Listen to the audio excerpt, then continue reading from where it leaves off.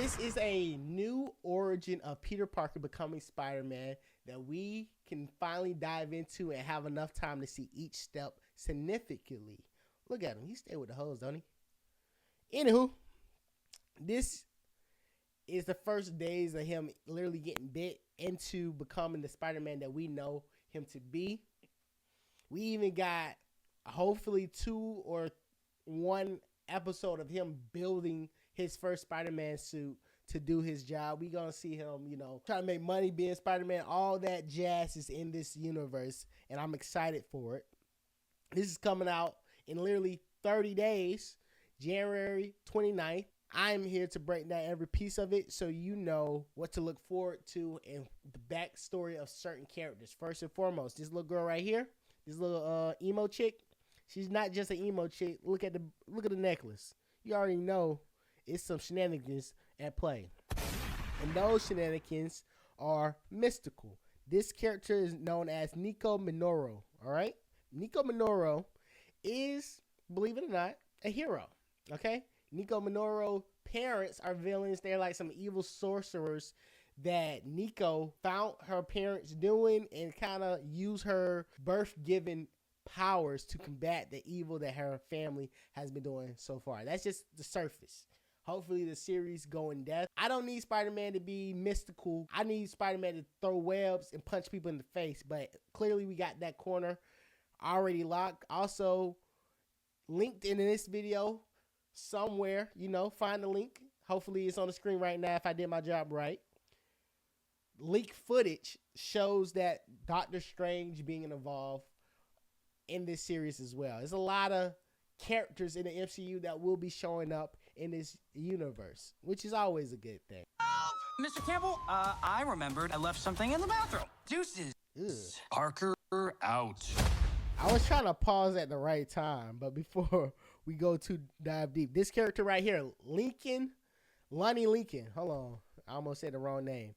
At first, I thought he was just, the friend of this universe, but no. Lonnie Lincoln is Tombstone. So Tombstone will be showing up, and I don't know that much about Tombstone, but I do know he's like an underlord mini boss, typically paired up with the Kingpin, and literally it works out because before I started this YouTube video, I looked at the updated section of IMDb, and lo and behold, they have the Kingpin being a part of this universe as well, being played by the same actor that is played in Daredevil, which is Vince D'Onofrio. And we get Charlie Cox. So eventually those characters will cross paths. So this is very much a Spider-Man that is fighting villainy at a street level. We're not going to have him paired up with Iron Man the whole time and he's like fighting aliens and whatnot. It could be an episode or 2 that occurs. Clearly, it's going to be an episode where he's fighting sorcery. But the heart of this Spider-Man is the friendly neighborhood Spider-Man fighting stuff around the city. Let's see that Peter out one more time because that was so cringe. It was just, Jesus. Deuces. Parker out. That's that. And this is the new suit, the brand new, poorly built Peter Parker suit that I was talking about. You can actually see the canisters of web fluid in the back. That yellow thing, that's all the web fluid as of right now at this level of Spider-Man. He eventually going to find a way to like minimize it and put it in his wrist and like change it out every so often. But we finally going to get that Spider-Man who runs out of web slinging. He got to use his brain to like keep going in a fight, which is always a nice tidbit that I always enjoy from that old school Spider-Man that we got when we was kids. Look out! Somebody help me! He's running, grab him! Now, no evidence says this is Harry Osborn, but due to his color scheme and him being look a lot like Norman Osborn, I'm gonna assume that this is Harry Osborn, who's going to like be that bridge of Peter Parker and Norman Osborn being in the same room. Both of them know who Spider-Man is, who's Green Goblin is.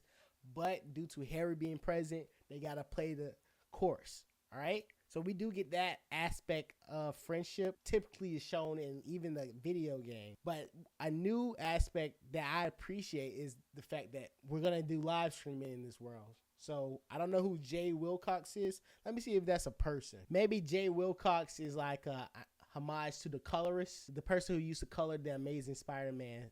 Maybe that's possible. But I was pulling that from this, like the guy's name. This dude looks tragic.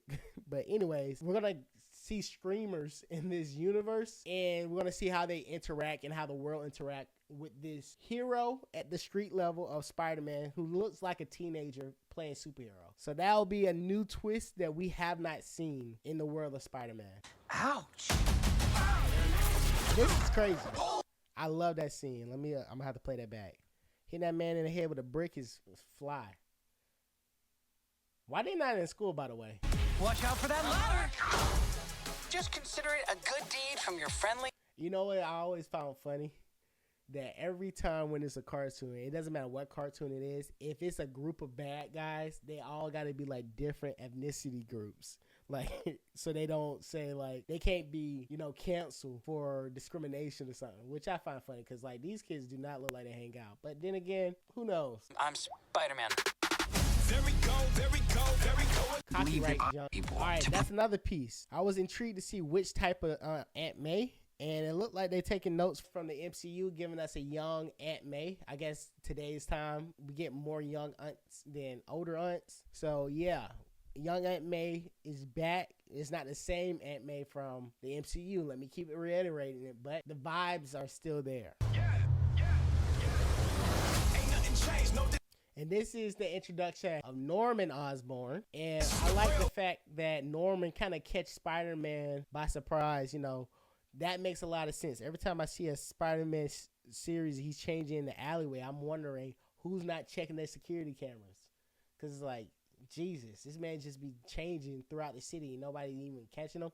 So I like that twist. The only twist I don't like that this trailer is doing is the one that's coming up. Oh, man, this suit's incredible. This is Future Foundation Spider-Man, whose basically origin comes from his involvement with Fantastic Four.